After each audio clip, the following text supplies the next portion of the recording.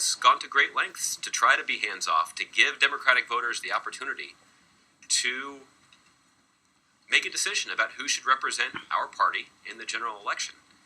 Now, I think the thing that's also true, Ron, is that the president has, on a couple of occasions, made a pretty forceful argument in support of Democratic candidates, even though we don't know who the Democratic nominee is going to be. And he did that most recently in his speech in Elkhart, where he made a compelling case about the wisdom of pursuing the priorities that both Democratic presidential candidates are advocating on the campaign trail. So it's not as if the president has not weighed in forcefully in support of Democrats. It's true he's not weighed in forcefully in support of one Democrat in the presidential race, but he certainly has been an ardent and effective advocate for Democratic values and Democratic priorities, even in the context of a contested nomination fight. Okay. Mark. On the issue of fairness, to Senator Sanders, would President Obama be inclined to endorse Hillary Clinton if Bernie Sanders did not drop out between tomorrow's primaries and the convention? Well, look, at this point, we'll hold on the hypotheticals, and the president was clear again in answering this question to a voter in Elkhart, or a citizen in Elkhart. I don't know if that person was voting or not, but the president was pretty clear that once the voters in New Jersey and California have an opportunity to express their preference about who should represent the Democratic Party in the general election, then we may be in a position where we have a much greater sense of what the outcome is likely to be. But until then, we'll wait another 48 hours here and see how this plays out before we get too deep into the hypotheticals. Has the White House been in touch with the Clinton campaign about an announcement or campaigning? Look, the White House has been in touch with both campaigns throughout this nomination fight. And look, the president has had individual conversations with both candidates throughout this nomination fight. Both candidates have been here at the White House meeting privately with President Obama over the course of the last 9 months or so. So we've maintained an open line of communication with both campaigns and with both candidates, and I would expect that to continue. Lastly, why does President Obama believe that running scared in the fall campaign is a good strategy? Because the context here is the president believes that it's important not to take the Republican Party's decision to nominate a controversial figure lightly. Many of your news organizations have conducted polls, some of which, certainly not all of which, but some of which indicate that either Democratic candidate would be a very heavy favorite in the general election. And the president, as he said on a number of occasions, is feeling quite good about Democratic prospects in the fall. But he thinks it's really important for Democrats to be motivated and to not take lightly the prospect of a general election contest between the Democratic nominee and the Republican nominee.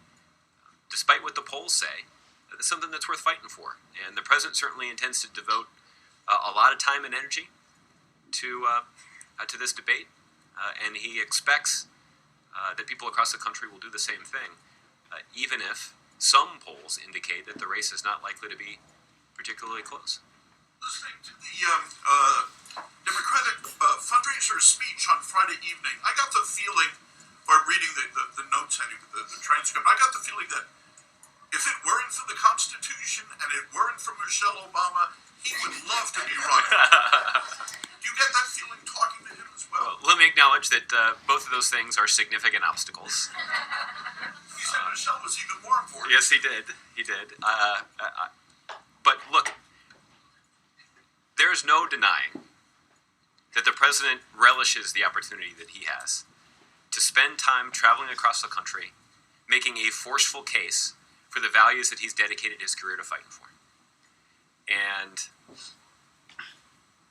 I think that will be evident all of you will have an opportunity to cover the president when he's out making this argument in the fall. And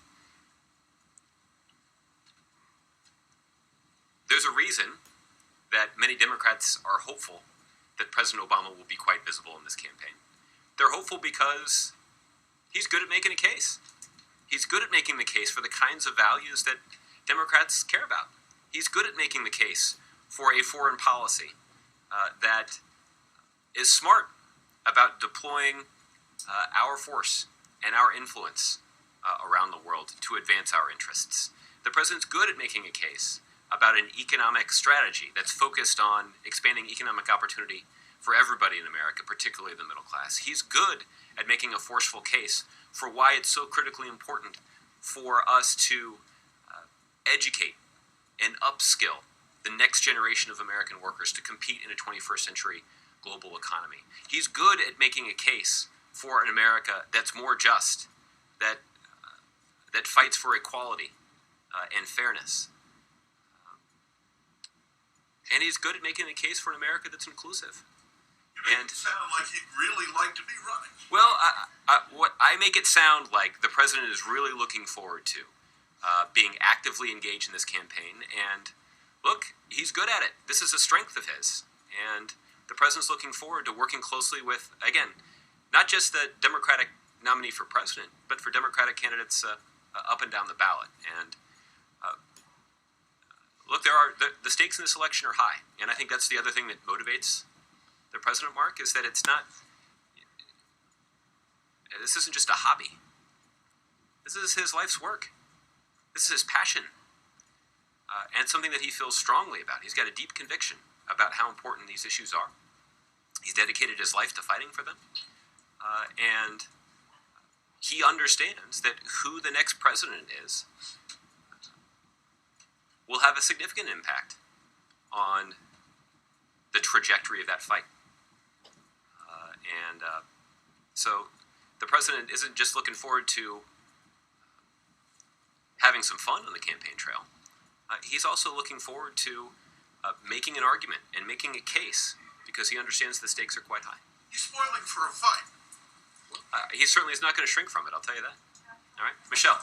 So we heard the president say that he has plenty of time to throw his support behind the nominee, but he also talked about running scared. Yeah. And you cited these poll numbers that show a wider lead, but they were much, much tighter a short time ago. And when you look at the president's campaign in May, showed Romney beating him. So how much store are you putting into poll numbers like that? And does the plenty of time have something to do with the fact that he thinks it's not going to be close? Yeah. I don't put much stock in the poll numbers. I don't think the president does either. And that's why he intends to be strongly supportive of what he expects will be a vigorous debate and a vigorous campaign. But look, the reason that the president says that he's got plenty of time is informed by his own experience with this process. You'll recall back in 2008 when he was competing against then Senator Clinton, that there was a much longer than expected Democratic nomination contest. And there were concerns that were understandably expressed by people inside the Democratic Party and out about the impact that longer than expected nomination contest would have on the prospects of the eventual party nominee. The truth is, and Senator Obama would may not have said this at the time, but President Obama would tell you that longer than expected campaign made him a better candidate, and it made him better on the stump, it made him better on the debate stage, and it gave his campaign the opportunity to build an organizational infrastructure coast to coast. And it put states in play in that presidential election that previously hadn't been. States like Indiana and North Carolina and even Virginia at the time. People forget that was not a state that was regularly referred to as a battleground state. It was sort of viewed as on the margins. But yet that's a state that President Obama won twice. So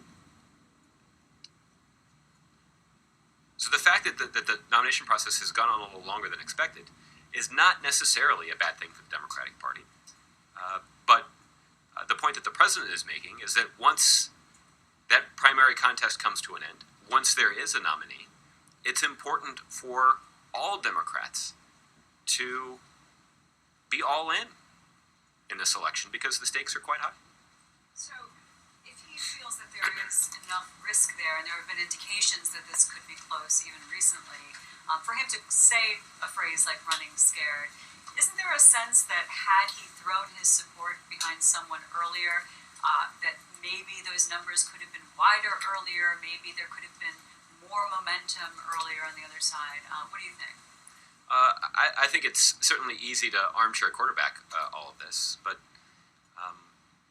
look, I think the president is quite proud of the way this nomination process has played out on the Democratic side. It's been a vigorous campaign. There's been a robust debate. There's been an opportunity for Democrats all across the country to understand exactly what our party's candidates are fighting for. And look, I don't think there are many Republicans who would agree with me. Well, let me say it this way. I don't think many Republicans would say the same thing about the contest on their side of the aisle. What I would say about Democrats is that this contest has motivated and engaged Democrats all across the country around a core set of values that just about every Democrat can strongly support. And it will be, as you allude to, it will be important for our party to be united around those values in a general election. But the fact that those are values that Democratic voters have in common, I think will greatly enhance the president's ability and the eventual Democratic nominee's ability to unite the party around those values and wage a vigorous general election campaign in states all across the country. So these votes that the president, that you say the president's waiting for, are going to happen on Tuesday. Is there any reason why he would not endorse Hillary Clinton on Wednesday? Well, look, I without knowing the outcome of those contests, I wouldn't hazard a guess. But if the outcome is the opposite, then are you saying he would not endorse Hillary Clinton? What I'm saying is mostly that I don't have any news to make about the timing of a presidential endorsement. But I guess what I would say is the same thing that the president said last week, which is that we are likely to know a whole lot more about how this contest concludes once those votes are cast. But until then, we'll wait and see. At the risk of being annoying, maybe I could ask it this way then. Why would he not endorse somebody on Wednesday? Well, I don't know. Maybe he will.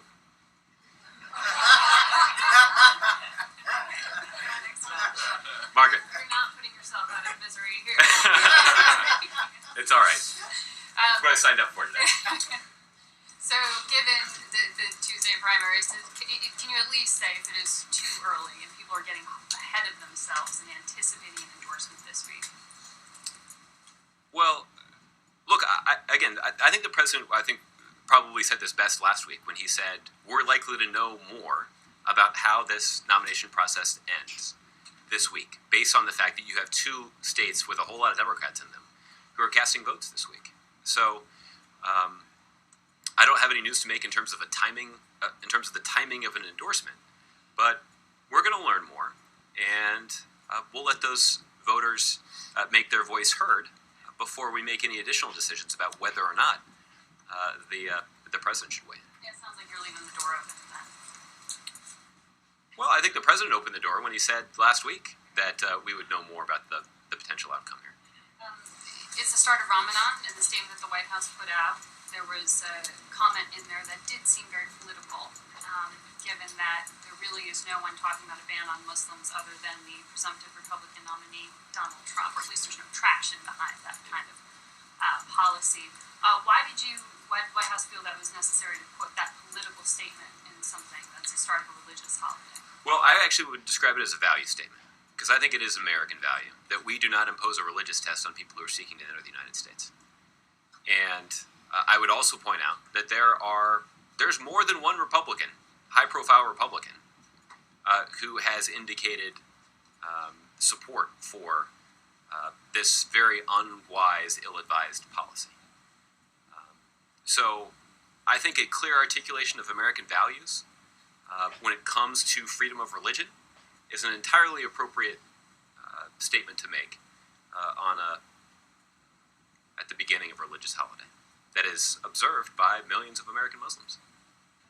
You feel you're giving what some would dismiss as rhetoric, albeit damaging and perhaps dangerous rhetoric, some would say, credence as a potential policy shift in the United States by putting it in a statement like that? I mean, it's one thing for a few Republicans to voice support, but in terms of actual traction as a change in policy, we haven't seen that. Yeah. Well, listen, this has been a policy proposal that has been hotly debated for months now, dating back to at least November. So I don't think there is much risk of this issue getting further attention because of its inclusion in this presidential statement. In fact, I think the White House and the president felt it was important to make an affirmative declaration about core American values and not discriminating against people because of the way they worship God. That's an important value and one that's worth giving voice to, and I think it's entirely appropriate to talk about the importance of freedom of religion and protecting religious liberty when you're marking the beginning of a religious holiday that's observed by millions of American Muslims. Is this kind of value statement, as you described it, the sort of thing we're going to hear from the president when he does hit the campaign trail? I mean, is that how you are and the president is viewing the necessity of his involvement, that this is about not only his own legacy, but the legacy of U.S. values and policy here? It's not so much about the candidates as it is about, the fate of those values as he's seeing himself defending. Well, look, I think that, let me also hasten to add here that there are many, many well-known, prominent Republicans and national security experts of undeclared political persuasion who would strongly agree with the value statement that was included in the Ramadan statement. So I think that merits mentioning as well. Look, I think the stakes in this election are quite high because there are a number of important issues that hang in the balance. The president went to Elkhart last week and talked about the economic choices that the next president will have to make. The president has certainly made that economic decision-making and a question of those economic priorities a top priority since he's been in office. And the next president will have some important decisions to make about our economy. But look, there are a whole host of other issues that are important too. Some of them relate to foreign policy and even relate to protecting core American values like freedom of the press, an independent judiciary, the rule of law, and yes, religious liberty. Is the White House getting a sense that the candidates are as enthusiastic as the president is about him hitting the campaign trail? I mean, do you have a full dance card requesting things and appearances so far, or is this just an anticipation of what you think?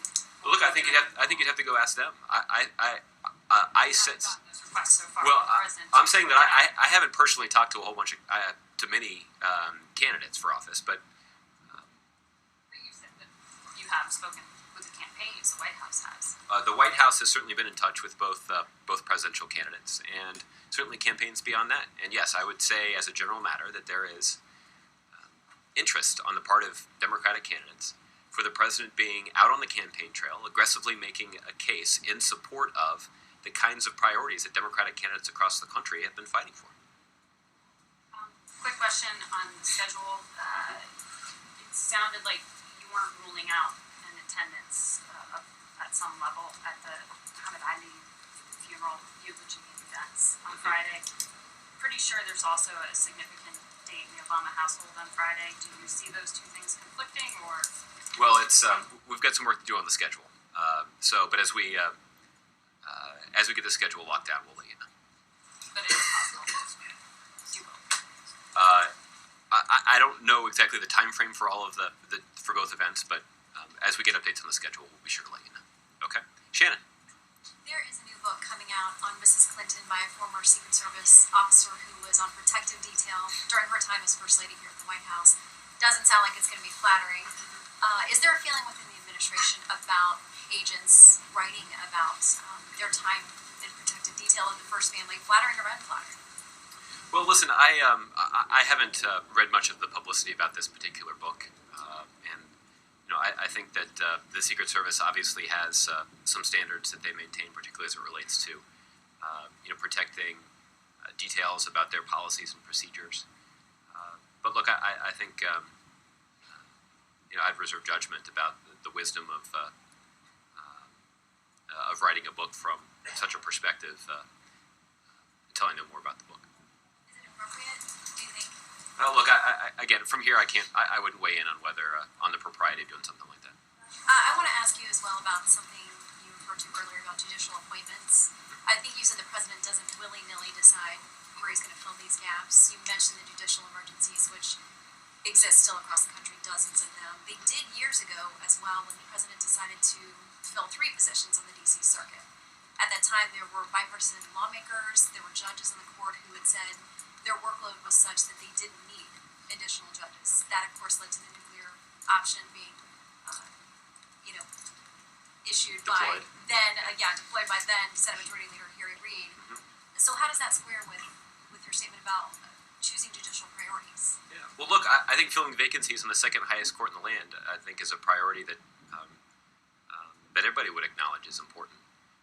But look, what is true is that there are highly qualified judicial nominees with strong bipartisan support that have been put forward by this president that are being blocked by Republicans in the Senate solely because these individuals were nominated by a Democratic president. That is entirely inconsistent with the basic responsibility of the United States Senate. It's entirely inconsistent with generally accepted notions of fairness. And it is entirely inconsistent with ensuring that we protect our independent judiciary from overt partisan influence. That if we start describing judges as Democratic judges or Republican judges, that undermines the notion that the outcome is determined solely by an impartial consideration of the law. And look, the president has also acknowledged that there's no one party that bears exclusive responsibility for politicizing this process. But what is also beyond dispute is that Republicans have escalated this dispute when it comes to the Supreme Court and when it comes to the nomination of Chief Judge Merrick Garland. Even Senator Lindsey Graham has acknowledged that what Republicans are doing right now is unprecedented. And I don't think he meant it in a positive way.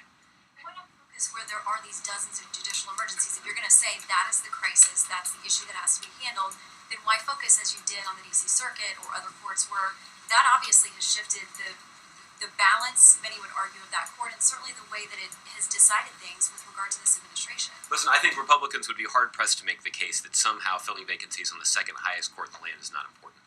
And the fact is the president did put forward highly qualified nominees for that job, and those are individuals who, to this day, serve this country with distinction on the second highest court in the land. What is also true is that there are courts that have judicial emergencies in place, places where a vacancy in a judge's chambers is having an impact on the ability of the American people to get justice. And the president's deeply concerned about that, and the president has appointed well-qualified individuals with bipartisan support to fill those vacancies. But Mitch McConnell and Republicans in the United States Senate have blocked those appointees unfairly. And that's wrong. And it is inconsistent with the constitutional responsibility of the United States Senate. And the president's going to continue to make a strong case that the Senate should act on those nominees, including his nominee to the Supreme Court. Accurate to say there was no judicial emergency in the D.C. Circuit at that time? I'll be honest with you, I don't know the answer to that. We can go and take a look at it. You said there wasn't, and I guess what I'm saying is that whether there is a judicial emergency in the D.C. Circuit or not, I think you'd be hard-pressed to make the case that filling a vacancy on the second highest court in the land is somehow something that shouldn't be a priority. The president certainly thinks that it should be. Okay. Mike? Just a quick question on tomorrow's visit, Indian Prime Minister visit. Is it fair to say that the sort of main deliverable the president is hoping for is a request to get India to quickly ratify the climate change agreement? Is that sort of the main thing that he'd like policy-wise come away from? And if not, what are the other things that the president is hoping for out of this? Well, I don't have anything to say about potential deliverables yet. We may have more on this tomorrow, obviously. I can tell you that there are a couple of things that the president's interested in discussing with Prime Minister Modi tomorrow. The first is obviously the important role that India played in completing an international climate change agreement. We discussed back in December in Paris that India was going to play an important role in making important commitments to this agreement that would ensure that the world came together to confront this challenge. And President Obama had an opportunity to meet with Prime Minister Modi and the rest of the Indian delegation to those negotiations to talk over what role India could play and what commitments India could make. Obviously, this is a situation where Prime Minister Modi demonstrated a lot of leadership. Even in the face of a difficult political climate back home, he committed his country to standards that will be good for the Indian population, will be good for the Indian people, but more importantly, or just as importantly, will be good for the rest of the world too. So obviously, the president has a lot of respect for the way that Prime Minister Modi has handled this issue, and I would anticipate that they'll have a discussion about what more the United States and India can do to advance the climate agenda. I would expect the United States and India to discuss the economic ties between our two countries. The economic relationship between the United States and India is an important one, and it is a relationship that benefits both our citizens. And so I would anticipate a discussion of some economic issues. There are obviously some important national security issues as well. And we have seen in recent years greater and closer coordination between U.S. national security officials and Indian national security officials. And the president is certainly interested in trying to deepen and strengthen those ties because it would enhance national security of both our countries. So they've got a pretty full agenda. I recognize that I didn't discuss it in very much detail, but we'll have an opportunity to do that tomorrow. On the first thing, on the climate thing, Okay. is it fair to say that the president is pushing the prime minister to have his country ratify the climate change agreement by the end of the year? Because that's the next step, right? I mean, you can talk about the leadership that India provided in getting the agreement in place, but the next step is getting all these countries to ratify it so that then it goes into force, and there's I think 55% of the countries or something have to do that. So is that one of the things that he's going to try to work hard during this visit to get India? What I don't know is I don't know the process that India has to go through in order to ratify the agreement. So I don't know whether or not the president will be making that specific request. We can discuss that tomorrow. But the role that India has played thus far in helping the international community come to an agreement has been significant. And we obviously would expect India moving forward to continue to play an important role in the international community in making progress even beyond the agreement that was signed or that was reached back in December. And I should probably say Donald Trump's name just in the question because it's required. Don't give in to the peer pressure, Mike. All right, let's move around a little bit. Charlie. You were talking about how good the president is at campaigning. And last week he had a moment when he was trying to take on Donald Trump, and he sort of paused or lost his train of thought. I don't know if you remember the moment, but I don't. Can you be more specific? At one point he appeared to go off script, and there were a lot of news outlets that suggested that Donald Trump was making the president speechless. I didn't see any of those accounts. No. Okay. Okay. John. Yeah. Thank you, Josh. Two very brief questions on different areas. First, when the president was at the G7 summit, he said that the agreement on Greece that was made at the time resolved the Greek debt issue for a reasonable amount of time. Given the fact that that country has debt to GDP of 180%, what is the time frame he was referring to, and what needs to be done to have a permanent solution to the Greek crisis?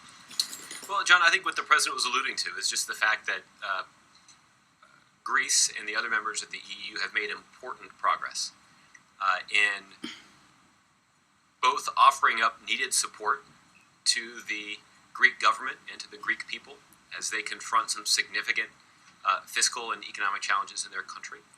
And what we've seen also from the Greek government is a genuine commitment to implementing some key economic and fiscal reforms that would put Greece back on a path to sustainable debt load. So this is not a problem that's going to get solved overnight. And there have been various points along the way over the last 6 years or so where it has looked as if the relationship between Greece and the EU might go down the wrong path. I think the president was simply observing that as the Greek government continues to successfully implement these reforms, and as the EU continues to keep its commitment to supporting the Greek government, that things seem to be moving in the right direction. And that, look, the president, I think, also was offering some credit to leaders across the EU and in Greece for making some decisions that weren't terribly popular politically, but were critical to addressing this significant challenge that would have consequences for the global economy. There's been a lot of important progress that's made, and the president's certainly pleased with the current trajectory. But there are important decisions that lie ahead, and the United States will be there to strongly support our allies and partners in Europe as they confront these significant challenges. Turning to the domestic front, tomorrow California is going to have a primary, and California Democrats are poised for an unprecedented situation. All polls indicate that under California's unique system, the two top vote getters who will square off in November will both be Democrats, both of whom the president knows very well, Attorney General Harris and Congresswoman Sanchez. How does he make a decision who to support and campaign for in the fall when there's two members of his own party competing for the open Senate seat? Well, I think we'll wait and see what the results are before we contemplate how the president will confront that rather unique situation. I ask you Wednesday morning. You could certainly try. Byron. Josh, ABC reported over the weekend that the White House scratched a line from a briefing transcript because reportedly you said it was inaudible. I was in that briefing, and I recall the question, and it seemed pretty audible to me. The video also makes it pretty clear. At least I heard what was being said. Is the White House going to restore that line? Well, Byron, I think what was true at the time is that there was a little crosstalk, and fortunately, your conscientious colleagues at ABC News, recognizing the discrepancy, asked me about it the next day. I had an opportunity to explain exactly what had occurred, and that's what I did. We've had two instances, both the White House and the State Department, scratching things from the public record. I understand you're acknowledging that there was some crosstalk in the White House situation, but Yeah. both have been about the Iran But deal. Byron, I don't think it's fair for you to say that they were scratched. I don't think that's an Wasn't inaccurate transcribed. thing. In the Well, State Department case, it was removed. Right. So I think Here it was not transcribed. So I think it's important to note the distinction there between what was apparently an effort at the State Department to make a specific decision to remove a portion of the video, and that's obviously something that I've said is inconsistent with what you'd expect from the whole goal of engaging in a public briefing. The situation that you're citing is related to a specific issue with a transcript that relates to two words. So I think you'd be hard pressed to make the case that there's a link between the two. Can I re-ask you that question just for clarity? The question was, can you categorically state that no senior administration official in this administration has ever lied publicly about any aspect of the Iran nuclear deal? Byron, let me just state it in the affirmative, which is that the administration has made a forceful and fact-based, accurate, truthful case about how the American people and the international community benefit from an international agreement to prevent Iran from obtaining a nuclear weapon. And what I think is a much more worthy endeavor is to scrutinize the claims of those individuals who criticize the Iran deal falsely. There are individuals who suggested that somehow Iran would never agree to this agreement. They were wrong. There are individuals who said that we would not be able to verify that this agreement was being accurately implemented. They were wrong. There were individuals who suggested that somehow Iran would never follow through with the commitments that they had made in the context of the Iran deal. They were wrong. There are individuals who suggested that immediately Iran would get hundreds of billions of dollars in sanctions relief if this deal went through. They were wrong. I think it's worthy of spending some time considering exactly whether or not those individuals were just misinformed or lying. But you're unwilling to categorically state that no public official has ever willfully misled on the Iran deal? I can categorically say, I'm going to say it in the affirmative. Unless do you want to present some evidence, or just make a claim? No, I mean, there was some confusion over this. Okay. Well, let me say one more time. In the affirmative, declaratively, categorically, the administration made a strong, fact-based, truthful case about the benefits of the international agreement to prevent Iran from obtaining a nuclear weapon. What we said about the Iran deal and its benefits for the American people have come to pass. And that's something that this administration is quite proud of, and I think it will be an important part of this president's legacy. Okay? Lana? Shifting focus a little bit, Speaker Ryan started unveiling his plan, the Republican plan that he's calling A Better Way. Yeah. Tomorrow he's unveiling his specific plans on poverty. Is this a potential area for collaboration with the White House, or do things like Zika, Puerto Rico need to be cleared from the decks first before this becomes really part of it? Well, the president had an opportunity to talk about this a little bit in his State of the Union address, that there is some common ground that could be found when it comes to folks are going to go now to Hillary addressing Clinton. poverty. One of the things that Speaker Ryan is Tomorrow is a really big day, everybody. Yeah, well, let's hope it is. I'd be deeply honored and humbled for it to be Hillary Day.